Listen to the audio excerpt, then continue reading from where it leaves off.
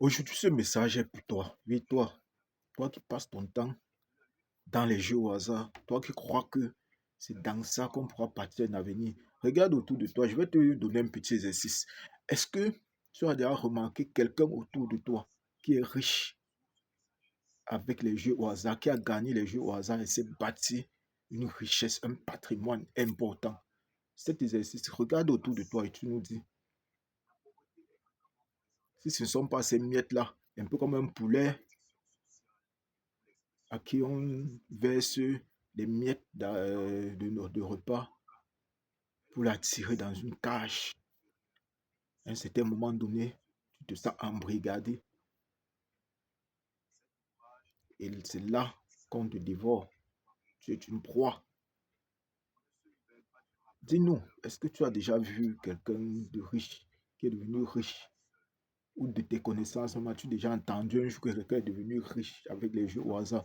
Parce que si tu fais cet exercice et tu es honnête avec toi-même, tu te rendras compte et tu pourras témoigner avec nous que ceux qui ont même gagné des montants importants se sont retrouvés toujours quelques années plus tard au point de départ, parfois encore pire que ce qu'ils étaient avant.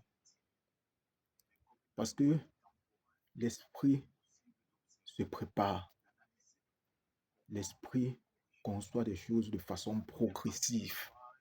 Tu ne peux pas un matin te lever, tu n'as jamais eu 100 000 qui est pour toi. Directement, un beau jour comme ça, tu as gagné 50 millions. Car si tu ne deviens pas fou, c'est que tu es même très chanceux. C'est que tu es parmi les élus. Normalement, tu dois devenir fou. Tu n'as jamais eu 100 000 qui est pour toi et tu tombes un matin comme ça, 50 millions. 100 millions.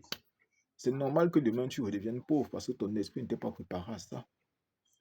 Les premiers exercices que tu dois commencer à faire pour faire grandir ton patrimoine, pour faire grandir ta fortune, pour commencer à bâtir ta richesse, c'est l'épargne. Tu dois commencer à épargner de façon progressive. Vois ton solde grimper progressivement. Ton esprit s'habitue à ça. Il voit 10 000, 20 000, 50 000, 100 000, 500 000, 1 million, 2 millions, 5 millions, 10 millions. Demain, quand il va gagner 20 millions au pari mutuel ou à un jeu au hasard, il ne sera pas surpris.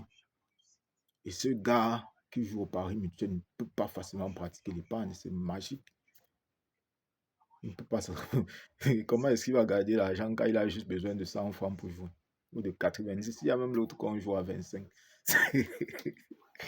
Tout ça pour te faire dépenser même le strict minimum que tu peux garder pour le bonbon de l'enfant. Donc tu crois que ces gars-là, ils sont là pour partager l'argent? Normalement, ce sont des gars qu'on devrait chasser. On devrait chasser. Si nous étions dans un environnement normal, ces gars ne devraient plus être parmi nous. Donc, je vais toujours le dire, la remise en question. Tant que tu ne peux pas te remettre en question, gars, nulle part, le système est biaisé. Nous sommes faits depuis le départ pour être des proies. Nous ne sommes pas des adversaires. On n'a même pas le niveau pour être adversaire. Nous sommes des proies. Et une proie va fuir parce qu'elle est chassée par des prédateurs.